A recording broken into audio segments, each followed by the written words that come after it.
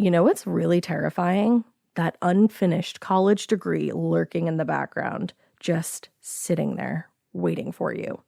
That's where Southern New Hampshire University comes in. With flexible online degree programs, there's no commuting, no rigid schedule, and no more excuses. Plus, they have some of the lowest online tuition rates in the U.S. Visit snhu.edu/morbid to learn more before your degree becomes just another story about what could have been. These long dog days of summer, I mean, we just made it through a heat wave. Mama was parched through this heat wave. I was hitting up Dunkin' every single day, and I will continue to, probably for the rest of my days, but especially this summer. Dunkin' is helping everyone stay cool this summer with its lineup of refreshers. These drinks are packed with bold, fruity flavors and served ice cold. It's amazing. Dunkin' refreshers are the perfect afternoon pick-me-up. I like to start my morning with them personally, and then sometimes I go back for a second one because I'm just feeling crazy. They come in a variety of delicious flavors, including fan favorites mango pineapple and strawberry dragon fruit. And then for a limited time, there's black cherry and there's pink pineapple. I'm going to tell you something right now, and it's a bold claim, let me tell you, but I stand behind it. Pink pineapple will change your life. It is so good. It has me feeling like I'm sitting in a pool, resort side, just living, honey. It's so yummy. Try your favorite flavor with green tea, sparkling water, lemonade, or Dunkin's all-new limeade. I haven't tried the limeade yet, but I'm going to. Usually I get my drinks made with green tea and occasionally lemonade, but I do really like the green tea. Or if you don't want to build your own, try one of Dunkin's curated refreshers like the Cherry Lime Ricky or the Ultimate Pink Daydream. The Cherry Lime Ricky, scrumptious. I could drink like 3 of these a day. They're so freaking yummy. Head to Dunkin' today and find your favorite refresher. Dunkin' refreshers contain less than 1% fruit juice. Limited time offer. Chilling crime cases are mysterious, but finding coverage shouldn't be. With the State Farm Personal Price Plan, you have options and can personalize your plan to help create an affordable price so you can get back to cracking all of life's bigger cases. Talk to a State Farm agent today to learn how you can choose to bundle and save with the Personal Price Plan. Like a good neighbor, State Farm is there. Head to statefarm.com to get a quote. Prices are based on rating plans that vary by state. Coverage options are selected by the customer. Availability, amount of discounts and savings, and eligibility vary by state. Hey, weirdos, I'm Ash. And I'm Alaina. And this is Morbid.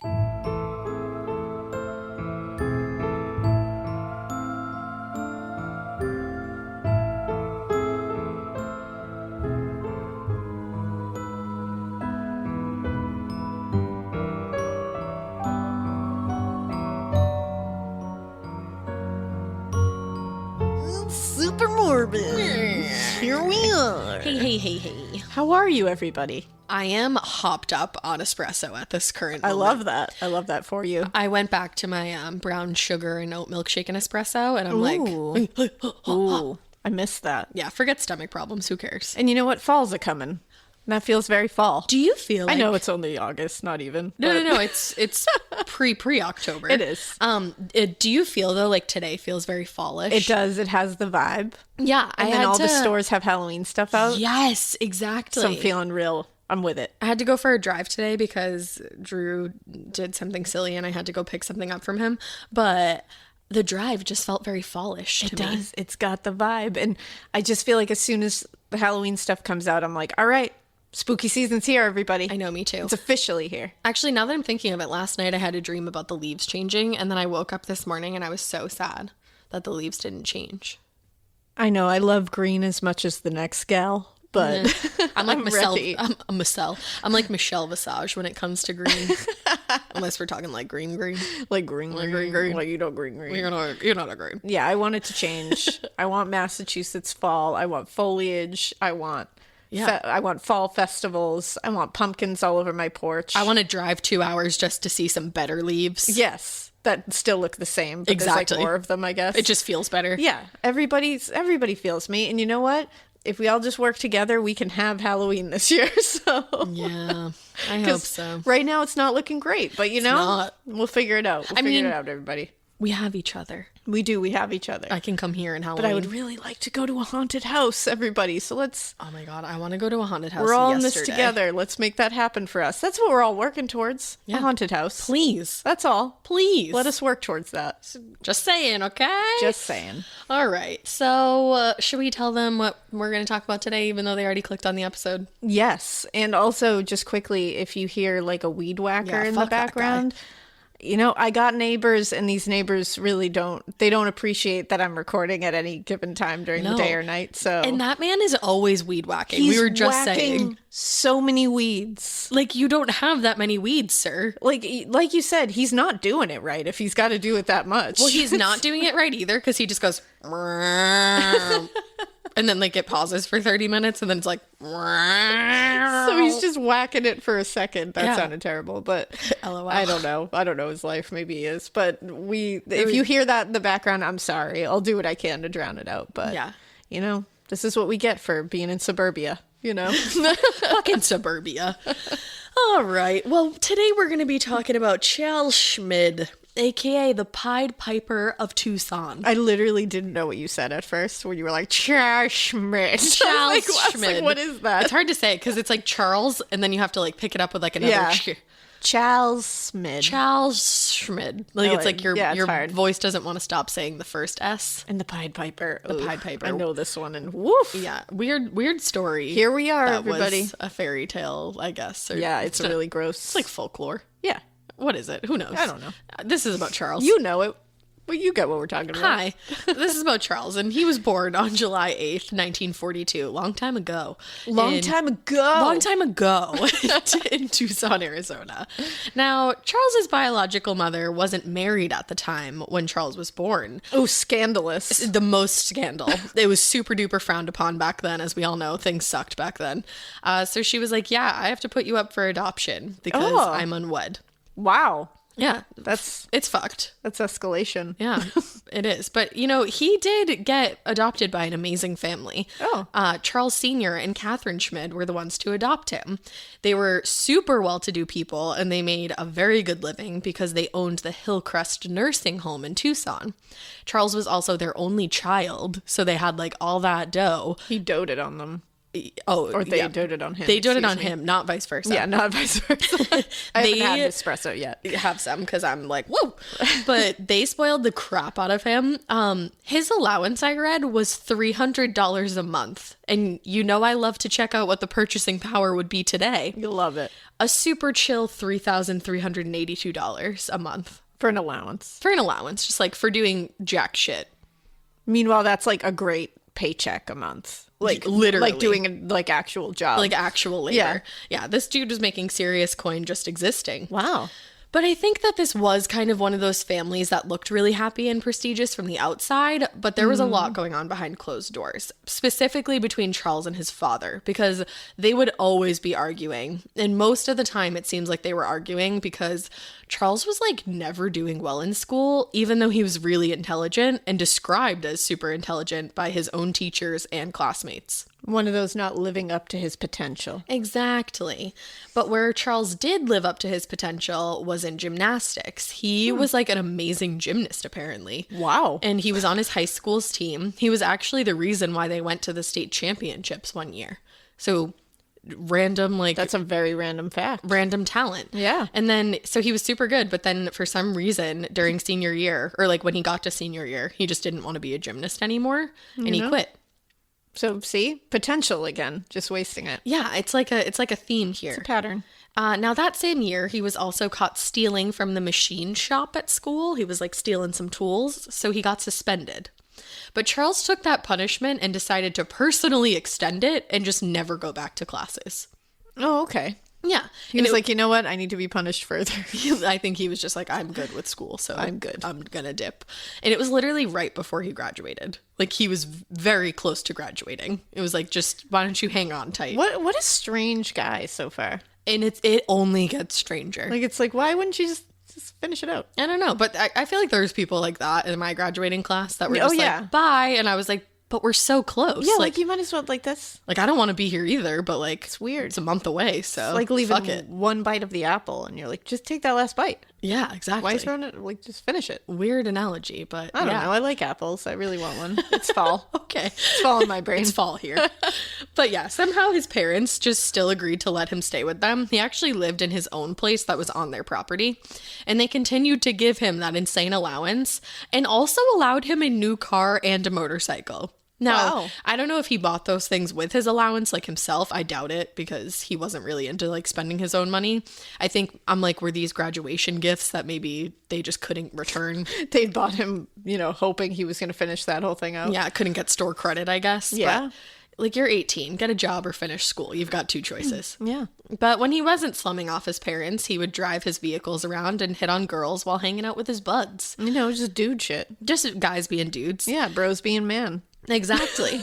Now, even though a lot of people referred to him as a loner, he had a small group of friends, and he would hang out with them most of the time. So he like always had people with him, it seemed, and I was like, how did they describe him as a loner then? Because he's constantly surrounded by a couple of these characters. But maybe he just like, I don't know. Sometimes it's like an introverted extrovert. You know what I mean? Like you hang out with people, but you'd really rather be alone, and you kind of make it known. Maybe that's why. That's actually how I feel. I like became an introverted extrovert. Yeah. I think I rubbed off on you a lot too. I think you did. I think this pandemic has just made me a mini you, but not completely. But yeah, so Paul Groff was one of Charles's best friends that actually lived with him for a while.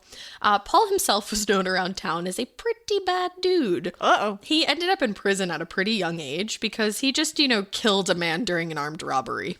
Oh, you just shot a man in Reno just to see how it felt. He literally did. Wow. Except in Tucson. Yeah. So. Shot a man in Tucson. So he ended up in prison for a bit. I think he only got like 5 years is what I read. And I was like, what? But he was a juvenile, so all that weird shit. Just a spell in juvie. Just a vacation. Yeah.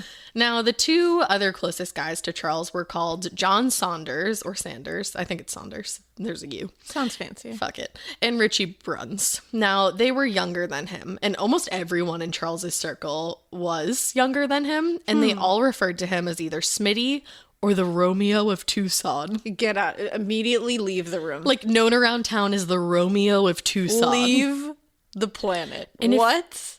Now, this is maybe I got a type. Maybe he's just not my type, but I don't understand. Maybe he's just not my type. Maybe he's just not for up. me, but see, look him up. The thing is, I could see where he would be handsome if he didn't do all the things that I'm going to tell you he did to his appearance and to other people. No, thank you. Right? No, thank you. Right? Nope. And he's very strange and odd, and that's fine, but like not when you pair it with murder. Yeah. So, but we'll get there. Now, eventually he would be known as the Pied Piper of Tucson, and I'm sure you'll see why. Because, like I said, know the tale. He likes to hang out around with a younger crowd. I also feel like there's always one guy from your high school class that loves to hang out with the younger people. Yeah, because it gives them some sense of like power and authority. Yeah, and that's like, I'm the cool guy. And that is exactly what Charles had going on. Yep. Your home should show off who you are. Now is the time to boldly write the newest chapter in your home story. And your main character? It's Ashley. Ashley has styles that balance timeless appeal and modern trends to bring your personal look home. Yes, these are well-crafted and affordable pieces with eye-catching design, but they're also built to stand up to real life.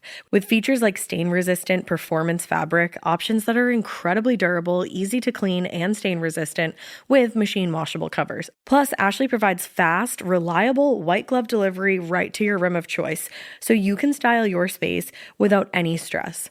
Ashley was nice enough to send us a bunch of new pieces for my pod lab at my house, and when I tell you they deliver it to your room of choice, unfortunately they did have to deliver to the attic, but they could not have been nicer about it. I got, or was gifted, I should say, the Revion Lake sofa and love seat. It's in this like olive colored velvety fabric. It's so nice. I will say it is so freaking easy to clean because if you know me, you know that I have a white cat and a black cat and then a multicolored cat. The white cat loves to just roll all up on this furniture and leave his hair everywhere, but it's so so easy to vacuum. I also got the Milie coffee table. So I have that, like I said, in my attic, but I'm ready to order another one for my living room because this coffee table is so beautiful. It has this like antique old money vibe to it. I absolutely love it.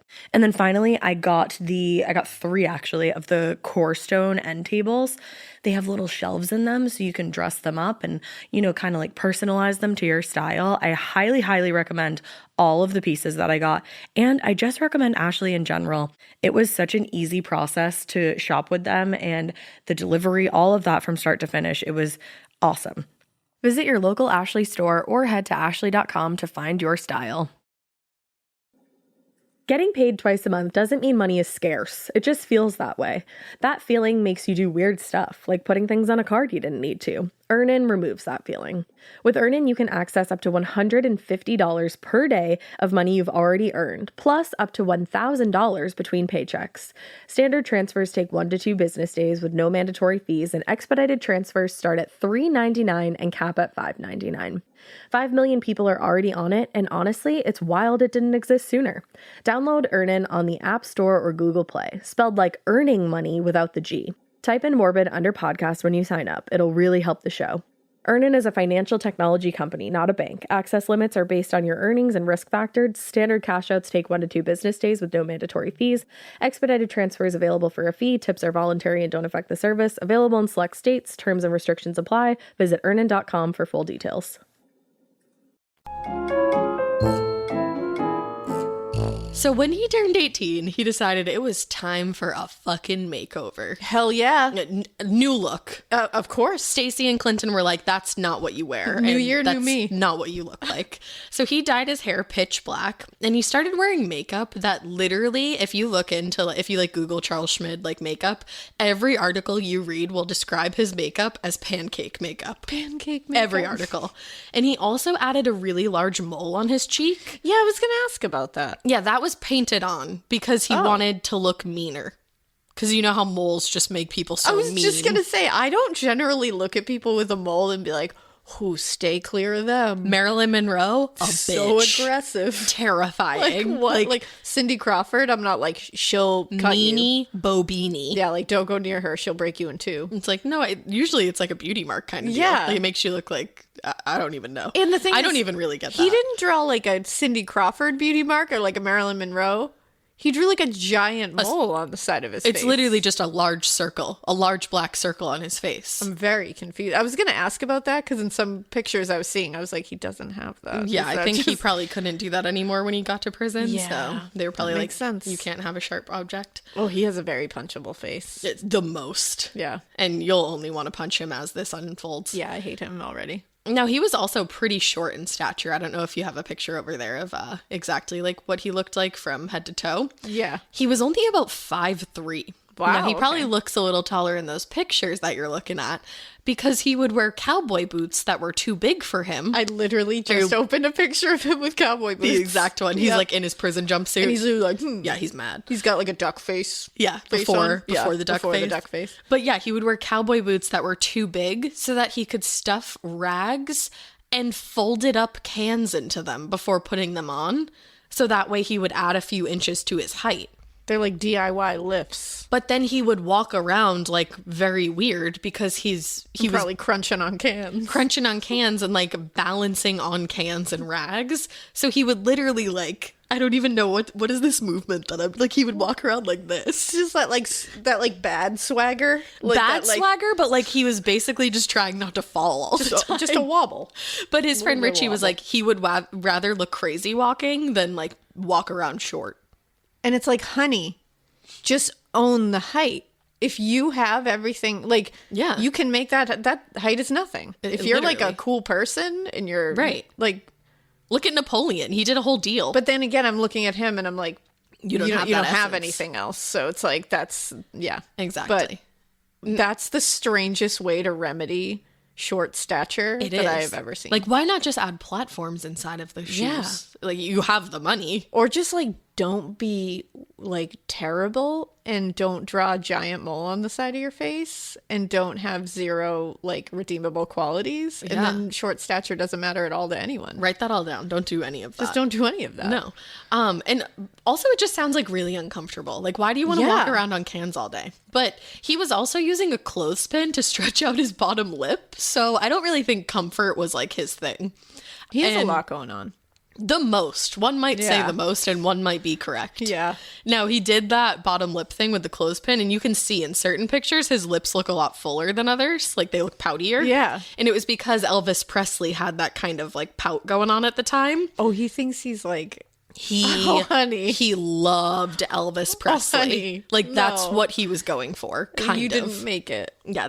You didn't make it there. It's just a lot to unpack. You didn't do it. He was also so obsessed. I mean, obviously, with everything I just said, he was so obsessed with his image. But Richie said that he would stand in front of the mirror for hours just trying out different looks and mannerisms. Wow. Which is... So we've got like a real narcissist here. An absolute narcissist. This is like a total Ash Kell side note right here. You're going to be like, what's the correlation? But last night I found out that J-Lo does the same thing. She gets ready like hours and hours before an event and stands in front of the mirror and tests out different angles to make sure she looks good from them all. Wow. Now, she didn't say that herself, so I don't know if that's true, but I did hear that somewhere. I was reading it. It wasn't on TikTok. I actually did read was it on TikTok? No, I actually read it somewhere. I mean, I believe it because she always looks great. She does look amazing. So, I mean, if she came prepared to play, I believe that. To play and slay. I believe that. And it's like, Richie said that Charles did all that, would stand in front of the mirror for hours, but I'm like, you still look all kinds of tomfoolery walking around town. It didn't work for him. He's still very busted up. But it's weird because the girls were in love with him.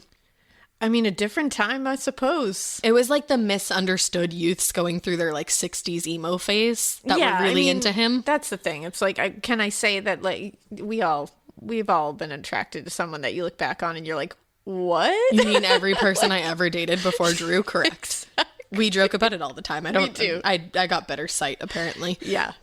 You're just waiting for Drew. That's all it was. I was. But yeah, so Smitty would hang out with all these younger kids, and I think obviously that added to it. He was like the older cool dude who walked around on tin cans, I guess. Yeah. But the guys wanted to emulate his vibe for some reason, and the girls wanted to be next in line for a date. It truly was a wild time. Wow. No, he would tell all of his young female admirers that he had some kind of connection to the mafia because he thought that was super cool back then. He would also tell them that he was terminally ill, obviously to like make them fall harder for him, I guess. And then once they were falling for him, he would tell them that he knew 100 ways to make love. I hate this. I hate it so much. I hate this so much. Imagine you're on a date with this dude and you're driving around in his fucking, I don't know, Thunderbird, and he's like, hey, baby, I know 100 ways to make love. Oh my God. I would hate it. The road rash I would get from rolling out of that fucking car at full speed. Peace out. Hate it. Peace out. So much. So that's what he would say hate it. To the ladies. To the ladies. And to the dudes. He would turn around and say he was continually like, you know, getting it from all these girls. And he would describe these like crazy sexcapades to them. And I'm sure they honestly like didn't go down like he bragged they did. But he was always telling wild stories of his sexual exploits. Wow, Charles. He is such a conundrum. He's an enigma wrapped in a conundrum. And cash. And tied with something scary. Cash. I don't know. A snake. A snake and tied with tin cans. Exactly. But people started to see a different side of Charles pretty abruptly. Now, it was May 31st, 1964, and he was hanging out with his girlfriend, Mary Ray French, so you know she's an evil son of a bitch because she's got 3 names. Yep, there it is. John Saunders was there as well. He's also an evil son of a bitch, but I guess he only has 2 names. Cool. And while they were all hanging out at Charles's place, Charles was just like, I really want to kill someone and I think we could get away with it. Oh, okay. I want to kill a girl tonight and I think we can get away with it. All right. He was 22 years old at this point. Like, I'd be like, you know, it's time. It's time that we just go our separate ways. It's time for me to dip. It's actually my curfew right now. Gotta go by. Yeah, it's time to end this night. Now, not only did he want to kill someone, he knew exactly who he wanted to kill. He wanted to kill Aline Rowe. Alaina was 15 years old, Jesus. living with her mom on the same street as Charles's girlfriend, Mary French. She was a really good student, and after high school, she would have gone straight to college. Her dream was to become an oceanographer, which I'm like, you're just the coolest. Seriously. And she looks like the coolest. I'm like, oh, I love you. Now, Alaina's parents had recently gotten divorced, so it was just the two of them in the house, her mother and her. They were super close, and lately, though, there were a couple things that were concerning her mom, Norma. One thing was that Alaina seemed to be very interested in the topic of death, and specifically what happens after we die.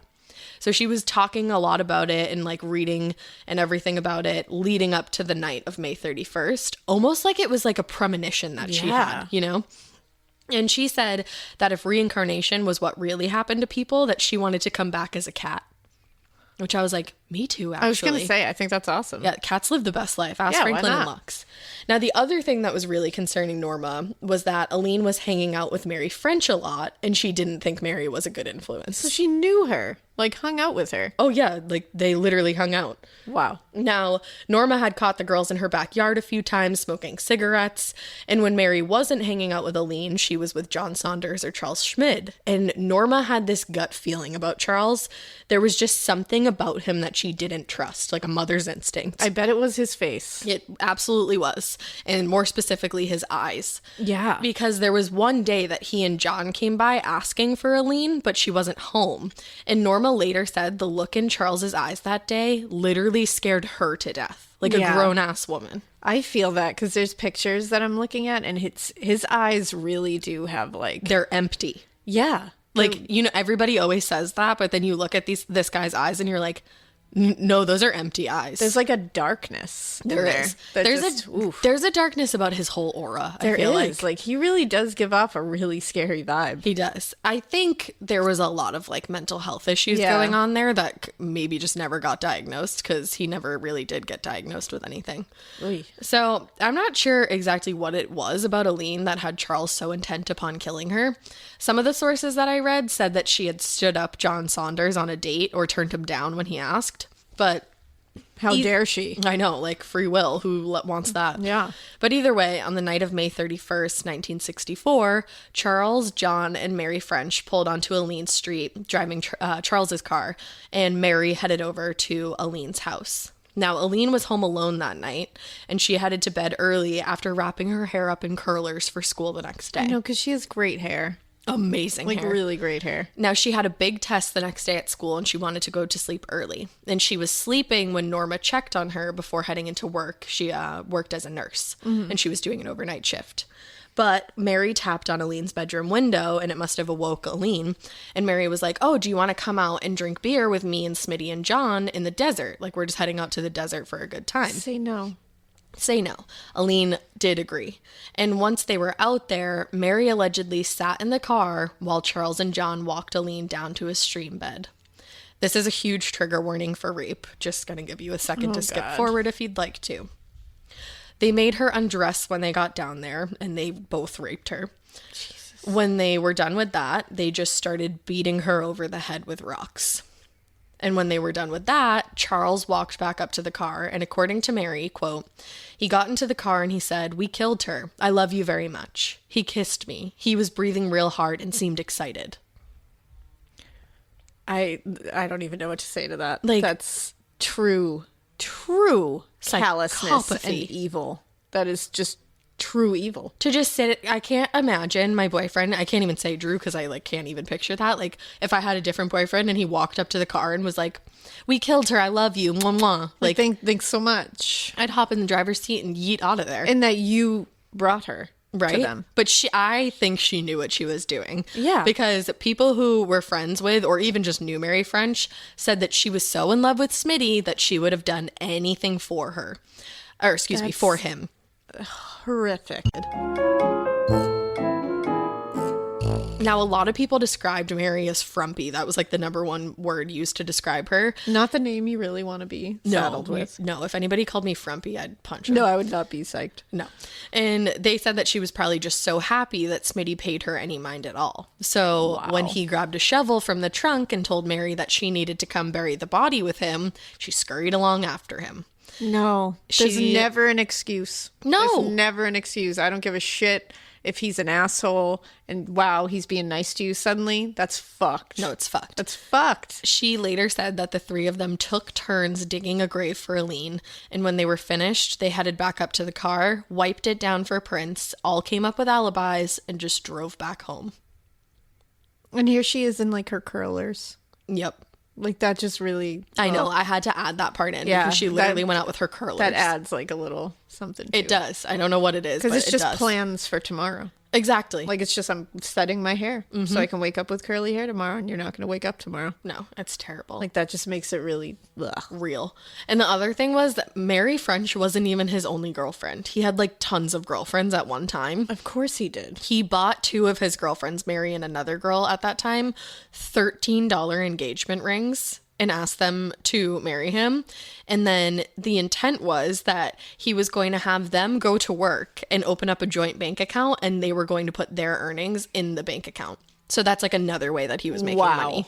He also once sent Mary to his mother's house with like this crazy elaborate story that she was pregnant when she wasn't. What? So that like they were able to get married, and they tried to get married, but she wasn't old enough, so they couldn't. Oh my God. But he was just like, that's just like another brief like look into his craziness. He just like, it seems like he just loves chaos. He does. And chaos he creates and pain and manipulation and lying and and he just wants, the thing is, he wants to be the center of everybody's world, but he doesn't have anybody at the center of his world other than himself. And he doesn't know how to care for anyone besides himself. No, he doesn't. Because we'll see that one of his victims, he really did strangely care a lot about them. Oh. But like in a very strange way. In the only way that he he knew how. do. Yeah. Which is probably not the way that any of us know. No, I hope not. Now, strangely enough, as soon as Aline went missing, her dad told her mother, now remember they were divorced, but they were still in contact. He said that he just had this weird feeling that she was murdered and left in the desert.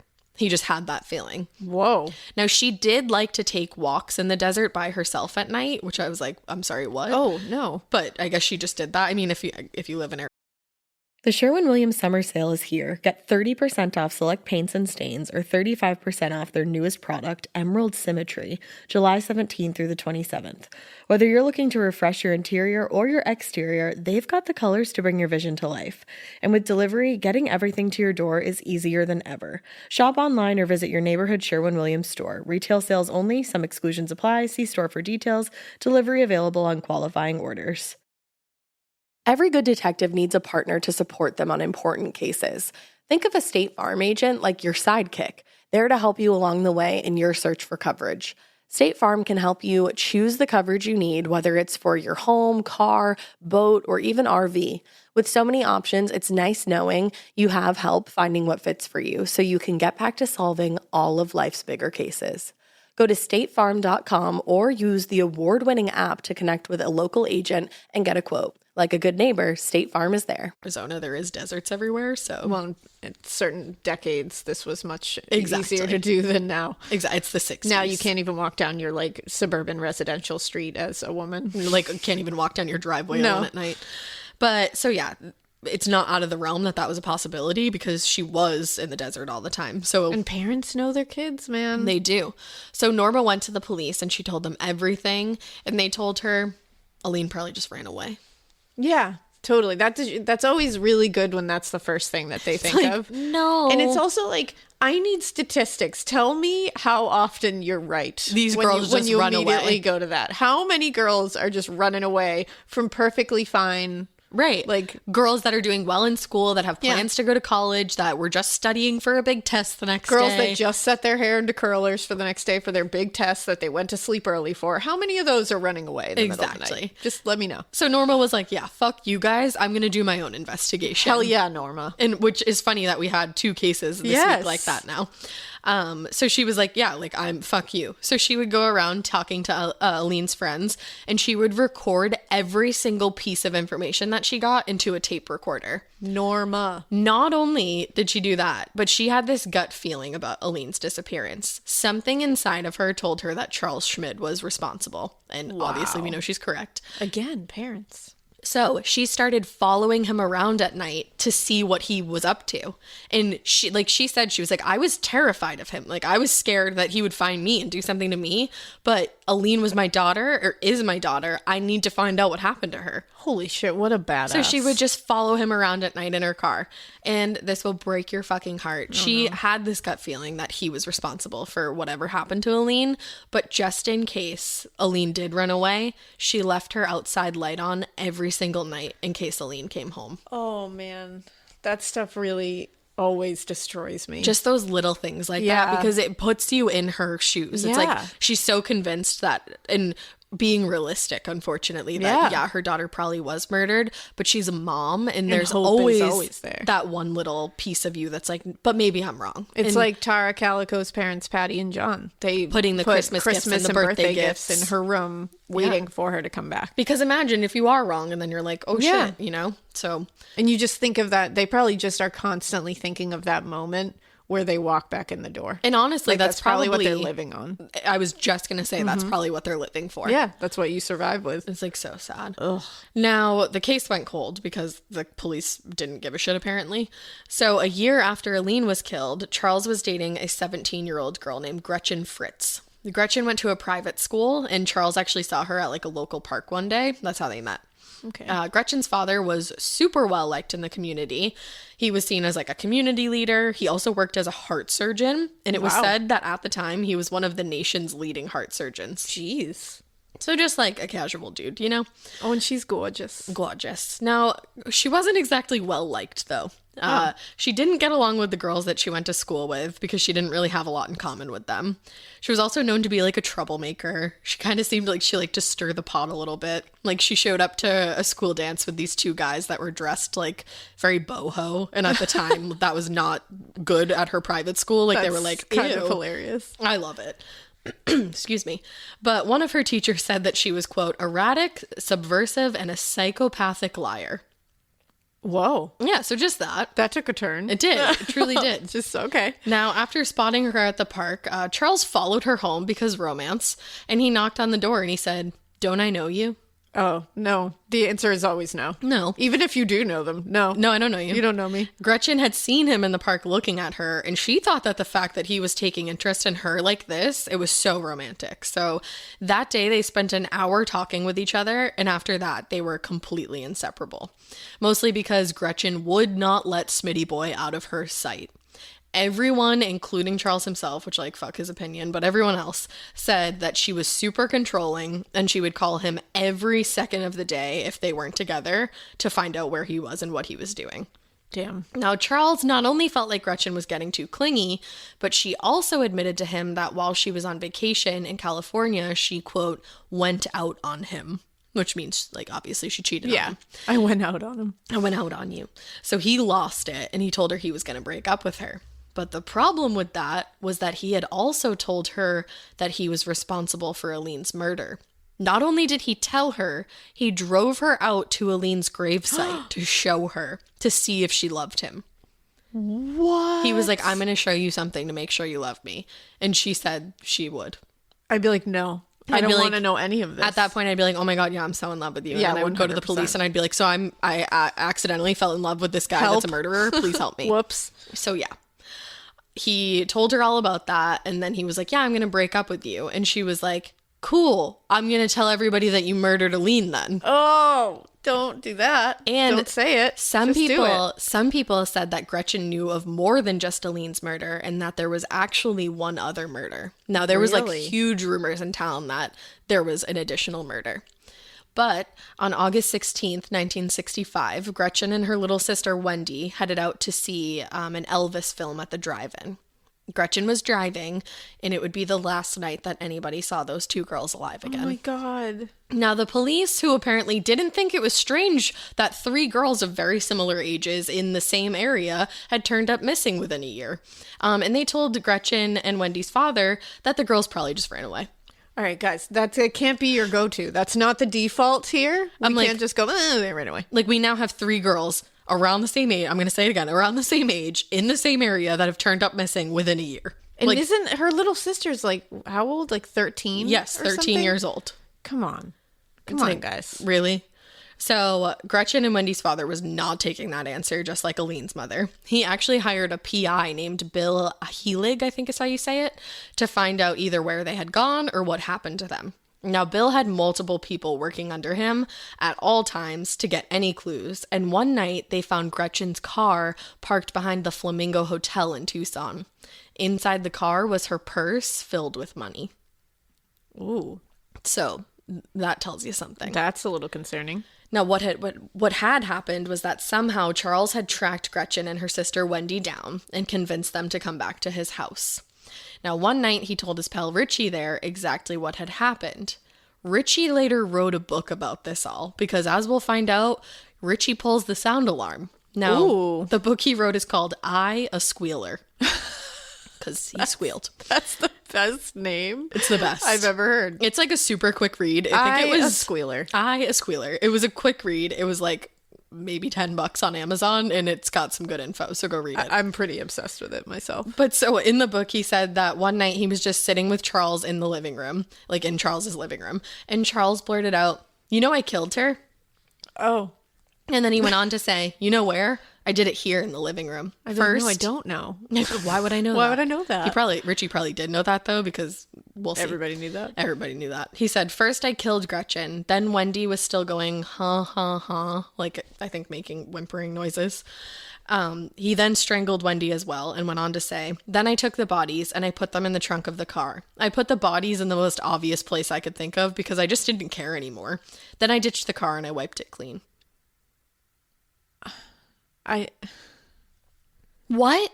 I don't like him at all. It's this so is like very upsetting. It's so weird because he loved Gretchen. Like he quote unquote loved her. He was like obsessed with her. The two of them were literally obsessed with each other. And then he just snapped on her the second that she was going to go against him. This happens though in these kind of like these diabolical relationships. It's like Ian Brady and Myra Hindley and stuff. It reminded me of that. Yeah, the relationship just doesn't make any sense, and you're like, do they care about each other? Do they hate each other? I can't decide. I think it's good that we don't understand it. Yeah, I don't want to understand, so that's good. Yeah. Now, like I said, Richie was not shocked hearing this news because he already knew that Charles had killed Aline. They had been hunting together one day, and Charles just decided to take him out to the desert and show him exactly where Aline was buried.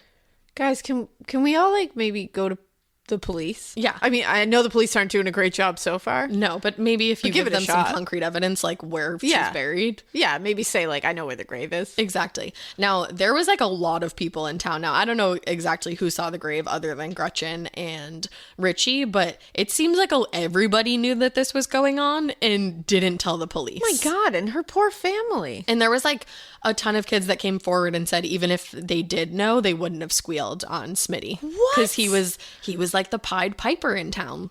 Guys! It's crazy. He murders people. They didn't care. That's insane. It's like this weird like phenomenon that happened. I was going to say this weird collective psychosis that everybody's just like, it's okay that he's brutally murdering teenage girls. But that's exactly why he's called... He's got that groovy mole on his face. Yeah, you know? He walks on tin cans. Yeah. He's always clinging and clanging when he's around.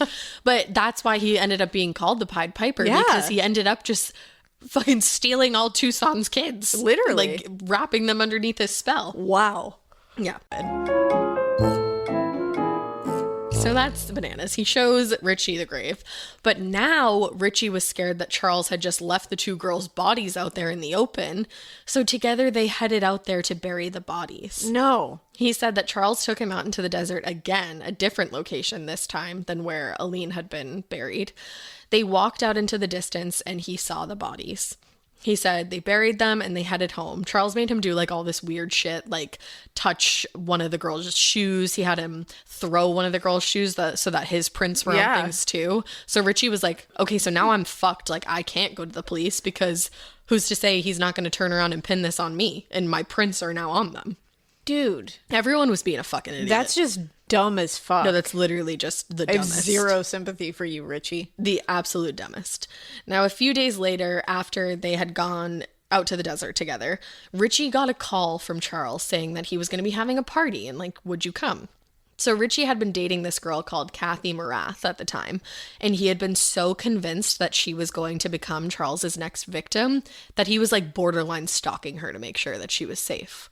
Now, if he was going to go to this party, he would know exactly where Charles was and at least have some kind of peace of mind for one night.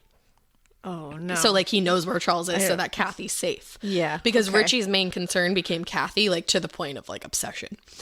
So this he was is a like, very rickety plan. It's crazy. It's not concrete. No. And when he got there was not a party going on at all. Of course there wasn't. Charles wasn't even there. No, so he of course starts to panic. But he's trying to get you away from Kathy.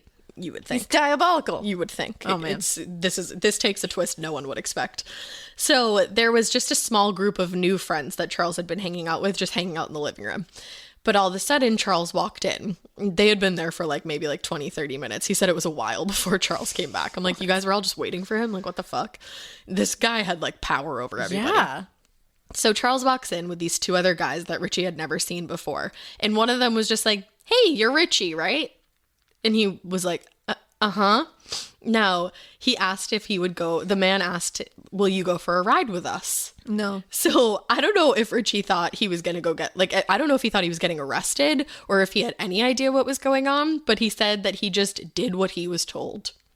Why? I don't know. In my mind, I was like, I think he thought he was getting arrested. Richie needs to, like, come on, Richie. Richie was wild. And jeez. Now, so Charles went along for the ride too, but not before telling Richie that these two guys were from the mafia. Oh, boy. Now the mafia's involved, y'all. Oh, boy. And that they had been coming around lately and asking about Gretchen and Wendy. He told Richie that he had been to the place where they were going and not to worry, they weren't going to get hurt. They just had to talk to them, but not tell them the truth. Yeah, trust him. Lie to the mafia. It's a good plan. Trust me, nothing bad will come of this. Right. Now, wherever they went that night is a total mystery. It was just like a random apartment building. But there were a lot of men in there whose names would become notorious with the New York Mafia in the years to come. And they were already pretty notorious at the time. Oh, good. Now, Charles Bats Battaglia was there. Joseph Joe Bananas Bonanno's son, Salvatore Bonanno, was there. Yes. As well as Joe Bonanno Jr. Bonanno, I think it might be. Is it Bonanno? Yeah, I think it's Bonanno. Bonanno. I don't know, though. I may be lying. Neither do I.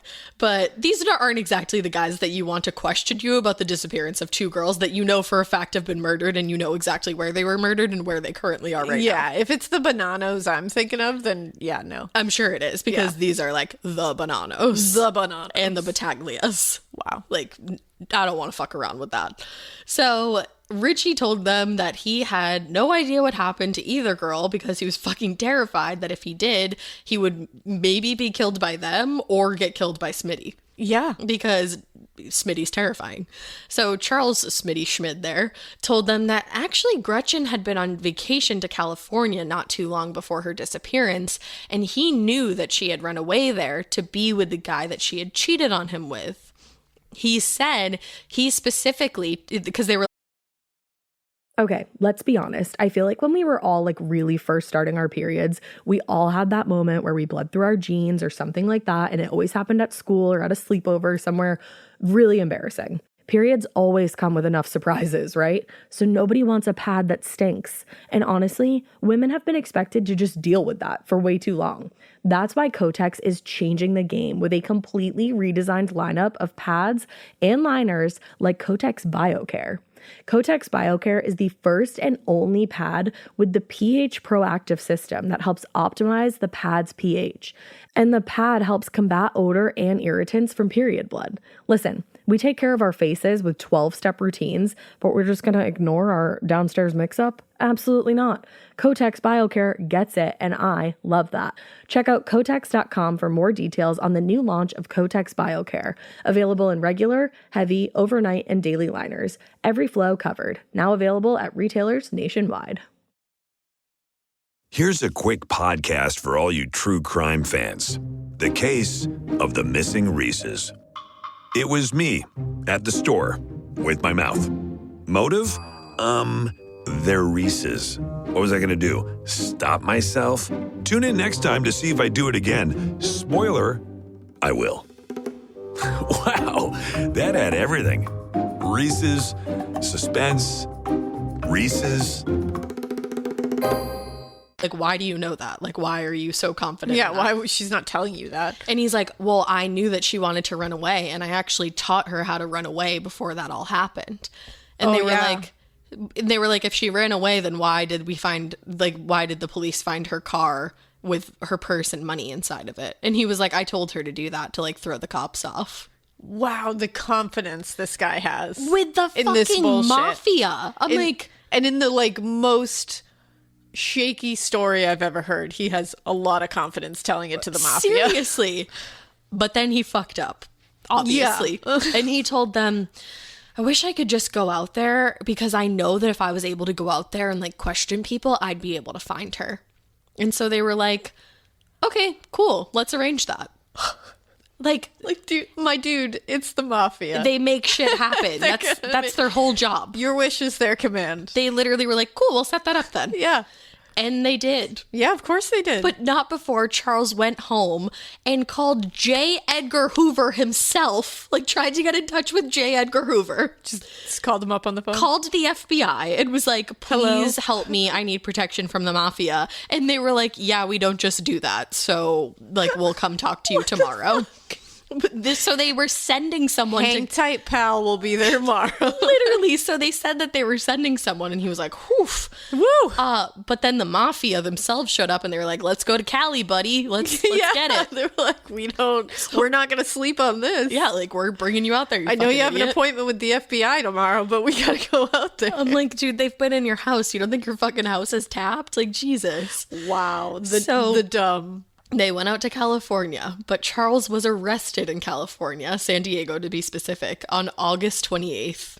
He was on the beach impersonating an FBI agent. And questioning girls on the beach, obviously trying to pretend that he was trying to find Gretchen and Wendy so that these mafia guys wouldn't take care of him. This is wild. It's insane. This story is bananas. It's bananas. I was going to say the same thing. So when he was brought to the police station, the police held him there for an hour and a half, and they asked tons of questions about Gretchen and Wendy because they're like, why are you on a beach pretending to be an FBI agent asking questions about these girls? Like, you got to answer some questions. Seems a little weird.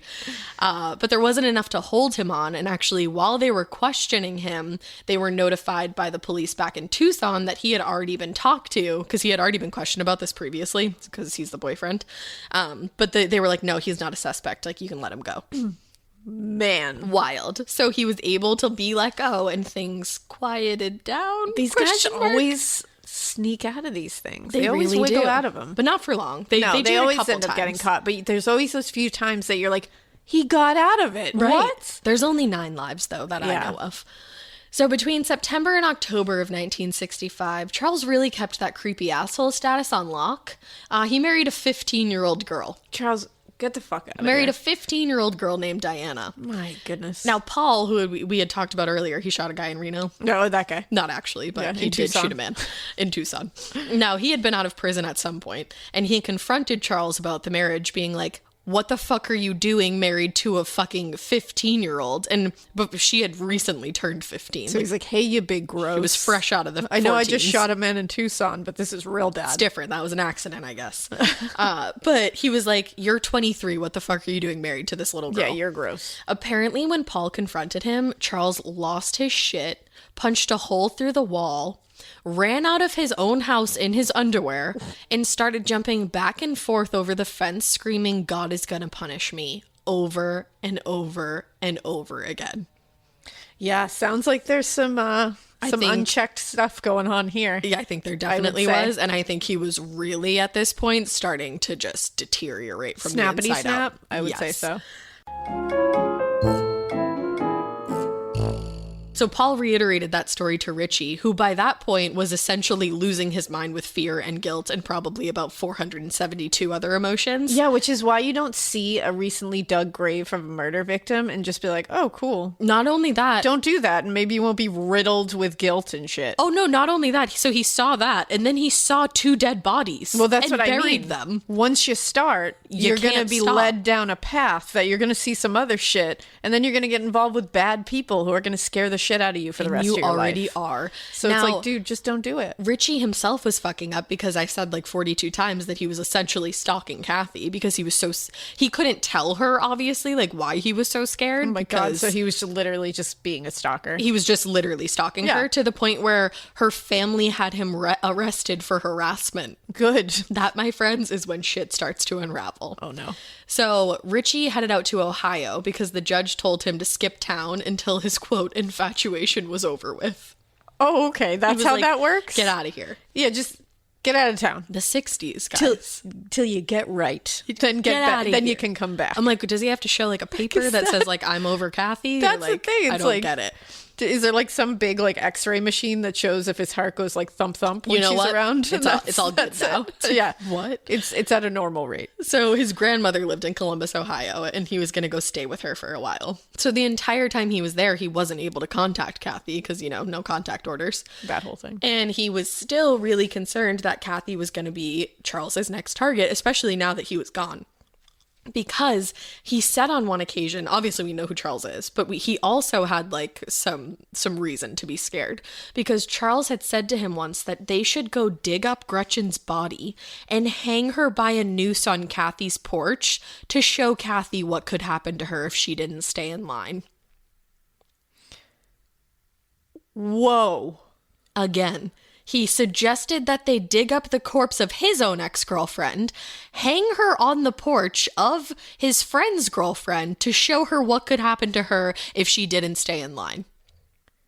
Is this Game of Thrones? What is this? Like, what? It gives me like weird Billy and Stu vibes also somehow. He makes me feel like he's part of the Lannisters, and I'm not here for it. I don't even know who he's part of. This is a lot. I would say he's more a fucking the gross one from Harry Potter.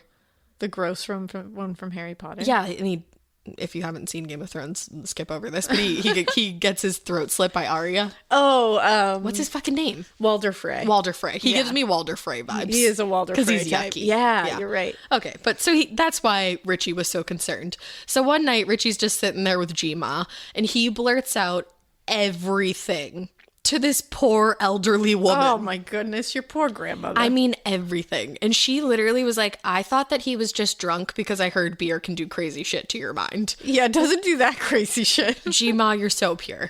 So she was like, if everything you're telling me is true, you need to call the police. That was the night of November 8th, 1965, and he did indeed call the police, who didn't come until the next morning, which I was a little confused about because I was like, you should probably go there like stat. Oh, it's shocking. Like 10-4 over. Like, yeah, they've done such a great job so far. That's really nuts. This is a different police department. Yeah, honestly, at this time, I'm like, this is not out of character. What were you guys police doing at the police at this department? point. They were just like listening to the radio. Like, were they just vibing? They were just listening to the radio. Our job is to just vibe, okay? We just vibe in the station. So they showed up the next day, and they took Richie with them to the station. He made a full confession to them about everything that happened, and he said he could take them to where Gretchen and Wendy's bodies were, but that there might have also been a fourth girl and he didn't know where she was. But he said that everyone in town was saying that Charles had killed a fourth girl, and that was like a huge part of the reason why he had killed Gretchen. Because not only was she going to say that he had killed Aline, but this other girl as well. So they flew him out that night back to Tucson, and the very next morning he led them to where he said Gretchen and Wendy would be. Sure enough, they were there. So now they just had to get Charles, and Richie warned them that they would never get a confession out of him, because he had told Richie, quote, if I'm ever caught, I'll never confess. That way they never know, and the not knowing will torture them. What? Like, he said what we always assume. He literally had, like, he just told us, like, hey, insider tip from psycho, crazy, evil sons of bitches. Yep. This is why we do that. Like, guys, how many times have we said, like, they definitely do that just to, like, make the torture last forever? And he's like, yeah. He's like, no, that's literally what I'm doing. He's like, I coined that term. Yeah, I did it that first. long-ass term. First. Whoa. He literally said that, according to Richie. That's wildly evil. So, remember Mary Ray French? Yeah. Yeah, she was arrested on November 15th, 1965 in Belton, Texas. Good. Richie had said that she was lying about Alaine's murder, and he knew for a fact that she witnessed the entire thing, that she hadn't been sitting in the car. I believe it. I do too. But ultimately, she was charged with concealing and compounding a felony and being an accessory to Alaine's murder.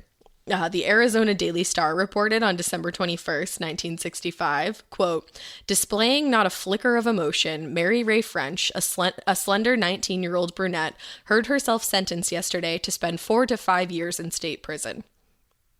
She was out of prison within 3 years for good behavior. Stop. For good behavior and for working in prison. Stop. 3 years. That's a travesty. John Saunders pleaded guilty to second-degree murder, and he got life in prison. Good. He was 19 years old when he was sentenced, and at his sentencing, he told the judge, I dedicate the rest of my life to make myself a better person to live with. Cool, it won't matter. The judge allowed him to have Christmas with his family, and he was sent to prison the very next day.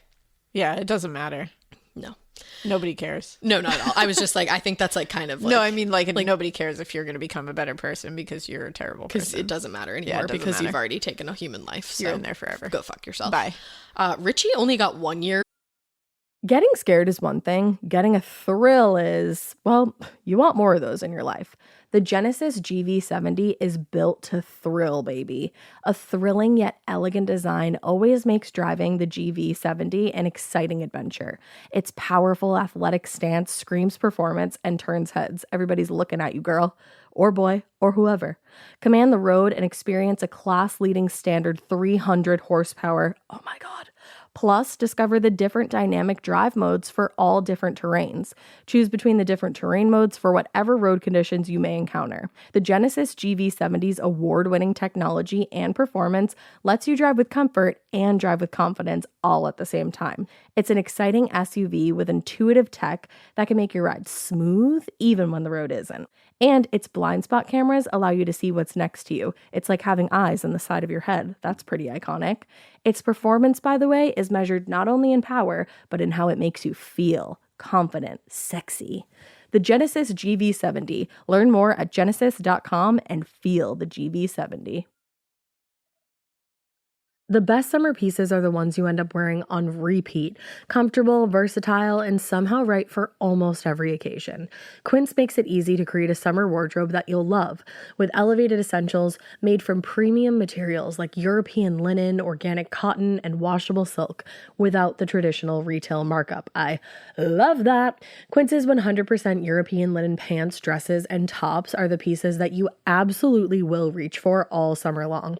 I absolutely love their linen. I have so many pairs of their linen pants, which you can dress up or you can dress down in the summer. Like, say you're going to a nice dinner, you can pair it with like a silk shirt, a really cute necklace, some good, makeup and an updo. Or if you're just looking for a more casual look, you can do the linen pants with like a loose button-up shirt and you still look really chic, kind of like, I don't know, Diane Keaton vibes, I kind of think.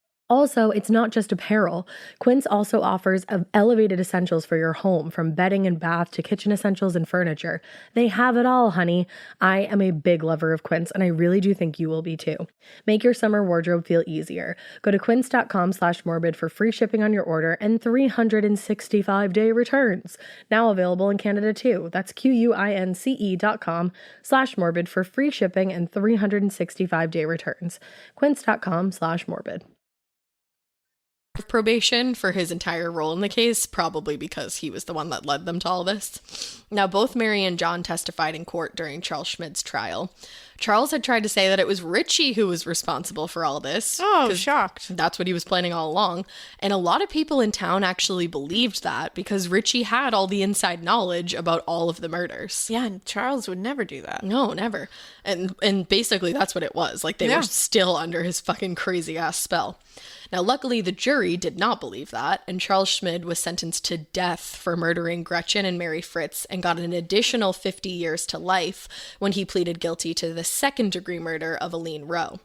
But then, in 1972, temporarily, like this didn't last forever, the U.S. Supreme Court declared capital punishment was unconstitutional, and so his sentence was commuted to life in prison. All right. Now, in June of 1697, I almost said, Whoa. taking you way back. Back in the witch We got in a trials. time machine.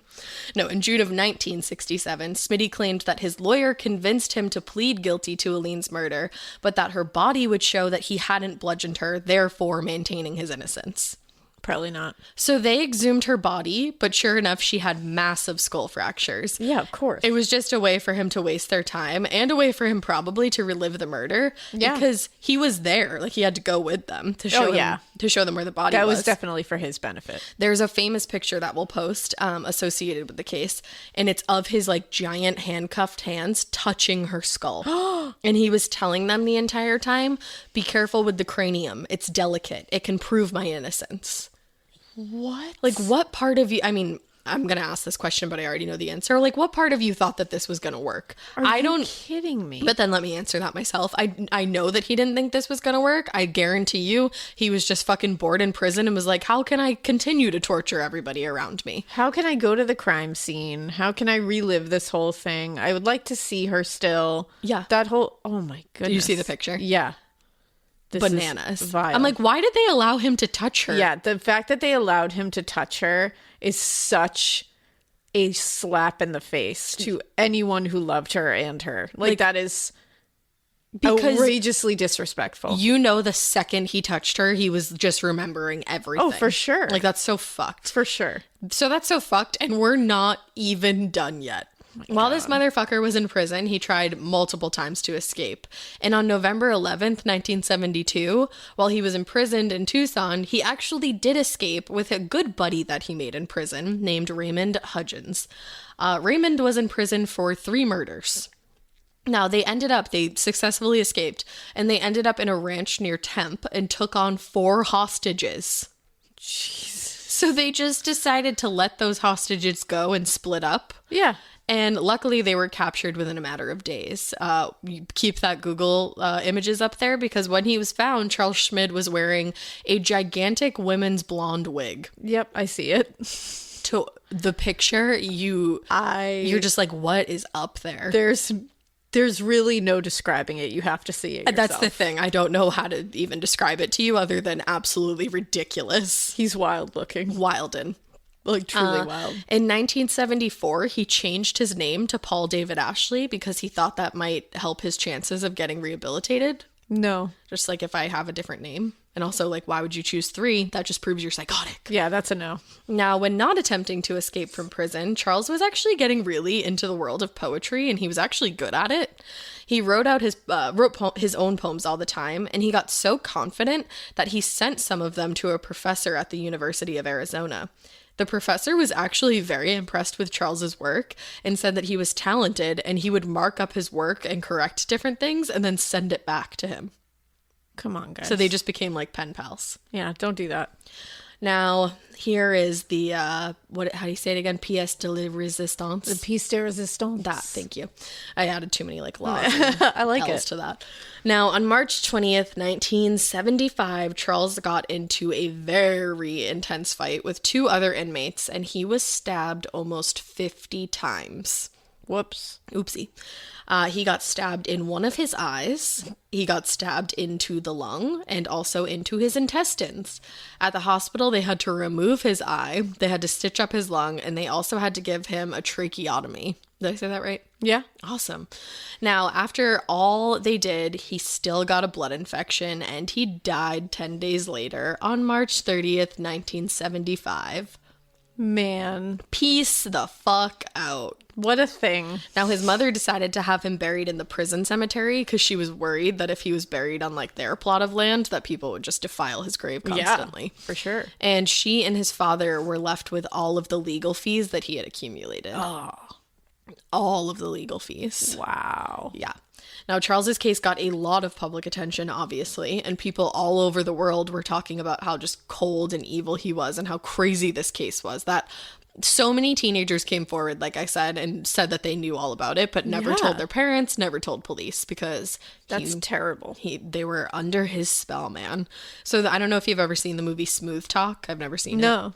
It was inspired by him. It was also inspired by the short story that was originally inspired by the case called Where Are You Going? Where Have You Been? And that's by Joyce Carol Oates. Oh, So yeah. Look at that. That is the case of the Pied Piper of Tucson. Was such a ride. I don't even have words anymore. Those poor girls. Seriously. This is one of the most interesting cases, though, that I think I've ever covered. It's just, it's the amount of just like loops and bends. Yeah, and then loops you get and boops. The mafia, you get. The fact that the mafia just made a quick, like, cameo. Just like, hey, I'm here. Like, just like, not like an unnamed cameo in here. Like, Right? It's just like, whoa, all right. Then you get a prison escape. Special guest, the mafia. Oh, okay. Cool. We'll credit you. What? And then the prison escape, like, just all of it. And the wig. The wig. The wig really rounds it all out. Richie wrote a book, I, a Squealer. So much to unpack. Guys, that was a lot. It was so much. Wow. Thank you for that. You're welcome. So, guys, we hope you keep listening. And we hope you keep it weird. But not so weird that any of this applies to you. Yeah. Ever. Just don't do any of this. He's gross. Bye.